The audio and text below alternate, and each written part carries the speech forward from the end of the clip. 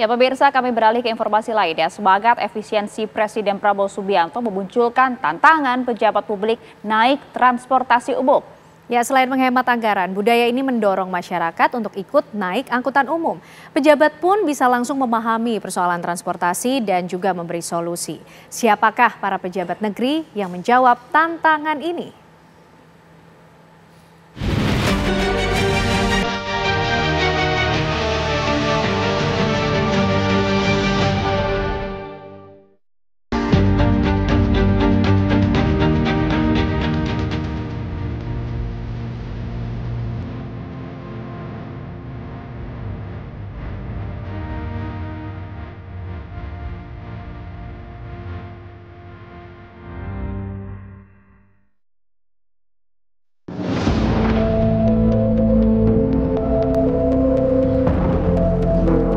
Di tengah diet anggaran yang sedang diserukan Presiden Prabowo Subianto, ide lain mencuat ke permukaan.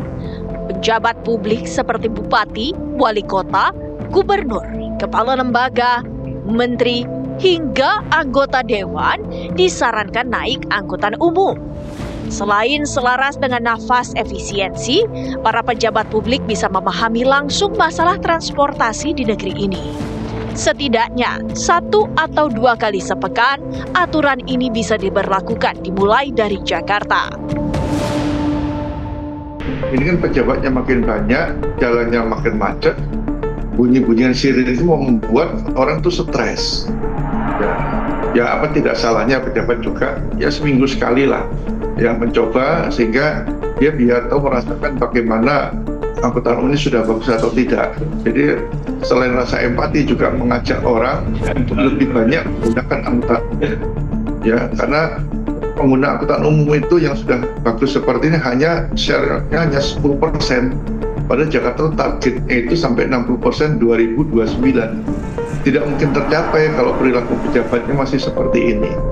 Di sisi lain memang ini kan selain memberi contoh untuk penghematan. Ya penghematan segalanya, penghematan biaya pengawalan, operasional kendaraan itu ya. Di Indonesia, fasilitas transportasi bagi pejabat memang dikenal sebagai servis yang wah. Tentu selain mobil kelas elit, masih ada iring-iringan VIP dengan kawalan aparat. Selain fasilitas mobil pribadi, ada juga pejabat yang masih menikmati tunjangan transportasi bulanan. Di Jakarta misalnya, tunjangan transportasi bagi pejabat berkisar 4 juta rupiah hingga 15 juta rupiah per orang per bulan.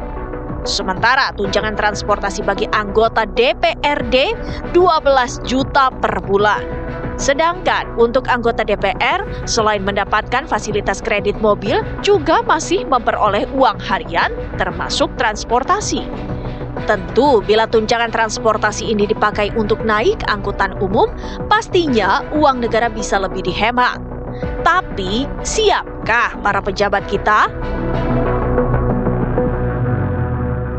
Saya paham kadang-kadang teman-teman kabinet itu kan ada koordinasi di kementerian lain itu bisa 3 atau 4 terburu-buru. Nah itu agak sulit kalau naik mobil umum.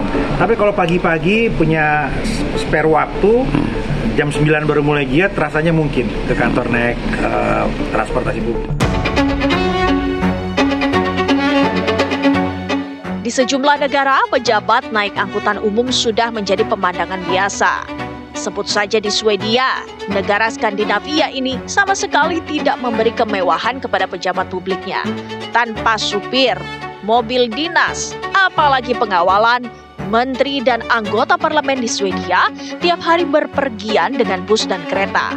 Mereka ikut berdesak-desakan bersama dengan warga yang diwakili. Di Swedia, para pejabat ini memperoleh kartu untuk naik kendaraan umum. Hanya Perdana Menteri yang memiliki hak khusus naik mobil pribadi dan fasilitas pengamanan. Benarkah Indonesia meniru Swedia? Semua negara yang angkutan umumnya bagus itu budayanya jauh lebih baik ketimbang negara yang tidak punya angkutan umum. Oleh sebab itu, ya kita mulailah. Memang kami tahu baru sedikit ya pejabat yang mau tuh, tidak banyak yang mau menggunakan itu. Ya, tapi ini bisa sebagai contoh, tidak usah setiap hari lah, seminggu 1 kali aja lah menggunakan itu. Transportasi publik ini adalah wajah pemerintah dalam hal pelayanan publik khususnya transportasi. Kalau soal subsidi jelas, New York aja sebagai sebuah kota besar mensubsidi hampir $500 juta per tahun untuk keretanya. Nggak ada masalah. Tetapi yang pasti kenyamanan, integrasi, pelayanan gitu loh. Dan ini memang menjadi tolak ukur kemajuan sebuah kota di dunia. Bagaimana pelayanan publiknya, terutama sektor transportasi, selama dia nyaman, terintegrasi, mudah dijangkau, aman. Juga faktor keamanan jangan lupa, karena banyak orang, terutama teman-teman yang lain ini nggak mau naik angkutan umum karena faktor keamanan misalnya. Tapi sekarang menurut saya kemajuan sudah sangat pesat, sangat berarti. Terobosan-terobosan, walaupun yang kita sayangkan kenapa tram, jalur kereta yang lebih ramah lingkungan itu tidak pernah dieksekusi di Indonesia. Sejumlah pejabat di tanah air kini memang ada yang memulai naik kendaraan umum menuju ke kantor. Nggak ada masalah, sejauh waktunya memungkinkan dan memang lebih hemat, lebih efisien, nggak ada masalah. Buat teman-teman yang memang dari dulu juga saya yakin banyak ya pejabat yang punya sejarah jadi anchor anak kereta ya, atau jadi rocker rombongan kereta, itu pasti udah biasa. Ya dulu kita pun begitu, dari Bogor ke Jakarta ngajar di Paramadina, kadang naik bis, nyambung metro mini, kadang naik kereta, nggak masalah. Tapi lebih kepada sebetulnya situasinya saja. Bila pejabat rela naik angkutan publik, hal ini tentu menjadi contoh baik. Masyarakat dinilai akan meniru perilaku pejabat dan setiap masalah di sektor publik akan mudah terselesaikan. Kita tahu sebagian masyarakat kita itu sangat patriotistik, akan melihat begitu ada pemimpin atau atasannya menggunakan public transport, itu akan memberikan dorongan yang sangat besar untuk masyarakat secara umum menggunakan public transport. Dan juga kami melihat ini akan menjadi potensi yang besar pada saat pemimpin-pemimpin kita menggunakan public transport, maka perbaikan layanan itu pasti akan berdampak cukup signifikan. Termasuk juga koordinasi antar bidang itu akan sangat cepat terjadi. Jadi pada saat masing-masing pemimpin kita turun menggunakan public transport, hal-hal yang selama ini menjadi kendala di lapangan terkait dengan integrasi itu akan makin mudah untuk didorong oleh berbagai pihak. Semangat efisiensi memang patut diapresiasi.